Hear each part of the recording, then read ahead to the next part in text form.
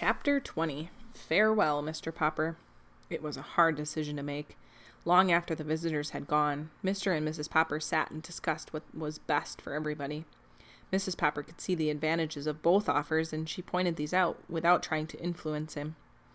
I feel that the penguins are really your responsibility, she said, and you must make up your mind. It was a pale and haggard Mr. Popper who was ready to announce his decision the next day.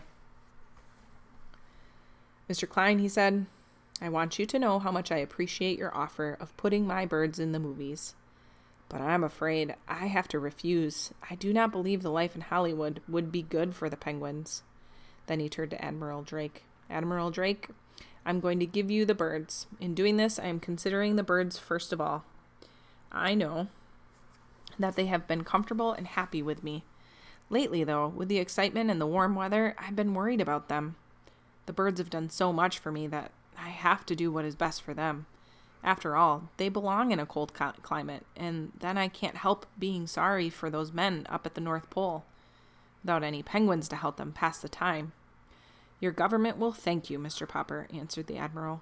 Congratulations, Admiral, said Mr. Klein. Maybe you're right at that, Popper. Hollywood might have been too much for the birds. I wish you'd let me make one short movie with them here in New York, though, before they go. Just some pictures of the sort of thing they do on the stage, you know?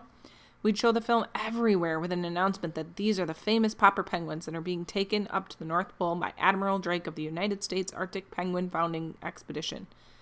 Or something like that. I'd like that very much, said Mr. Popper. We'd pay you, of course, continued Mr. Klein. Not a fortune, as we could have if you'd let us give them the contract, but say $25,000? We could use it, said Mr. Popper. It will be very quiet at 432 Proudfoot Avenue, said Mr. Popper. When everyone had left, Mrs. Popper did not answer. She knew that nothing she could say could really comfort him. However, said Mr. Popper, now that spring is here, a lot of people will be wanting their houses painted, so we'd better be getting back. Anyway, said Bill, we've had 10 whole weeks of vacation right in the middle of the year, and not many children in Stillwater can say that. The next day, the cameraman arrived to make the picture of the penguins doing their tricks. It was arranged that the Poppers would stay in New York just long enough to see the expedition off. Meanwhile, in the harbor, the great sailing ship of Admiral Drake was being made ready for its long trip north. Every day, huge boxes of supplies of all sorts were hustled on board. The most comfortable quarters on the ship were turned over to the penguins, who were the cause of the voyage. Captain Cook was already quite familiar with the ship, since it was the same one the Admiral had sailed to the South Pole, where Captain Cook had often seen it. Greta, too, had seen vessels of its kind.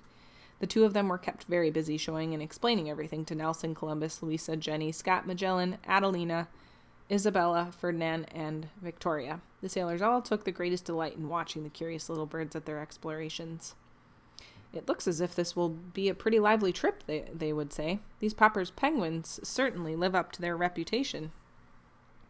But at last everything was ready, and the day came when the Poppers were to go down and say goodbye. Bill and Janey ran all over the ship and did not want to leave when it was time to draw up the gangplank. The Admiral shook hands with them and Mrs. Popper and thanked them for having helped to train the extraordinary penguins that were to be the real contribution to the science. Mr. Popper had gone down below to say private farewell to his birds. All that kept him from breaking down completely was the knowledge that what he was doing was best for them, too. First he said goodbye to all the younger penguins, then to Greta, who saved Captain Cook. Then last of all, he leaned over and said a special goodbye to Captain Cook, who had come and made life so different for Mr. Popper. Then he wiped his eyes, straightened his back, and went up on the deck to say goodbye to Admiral Drake. Goodbye, Admiral Drake, he said. Goodbye, repeated the Admiral. Why, what do you mean? Aren't you coming with us? Me? Go with you to the North Pole? Why, of course, Mr. Popper, but how could I go with you? I'm not an explorer or scientist. I'm only a house painter. You're the keeper of the penguins, aren't you? Roared the Admiral. Man alive, aren't those penguins the reason for this whole expedition? And who's going to see that they're well and happy if you're not going along? Go put on those fursuits, like the rest of us. We're pulling anchor in a minute. Mama, shouted Papa to Mrs. Popper, who had already gone up on the gangplank.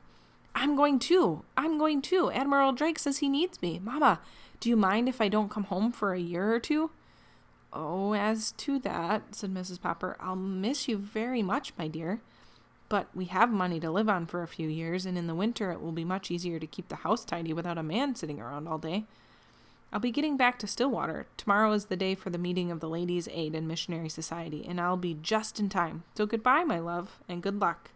Goodbye and good luck, echoed the children, and the Penguins, hearing their voices, scuttled on deck and stood beside their Admiral and Mr. Popper. Then they solemnly lifted their flippers and waved as the great ship moved slowly down the river toward the sea. The end.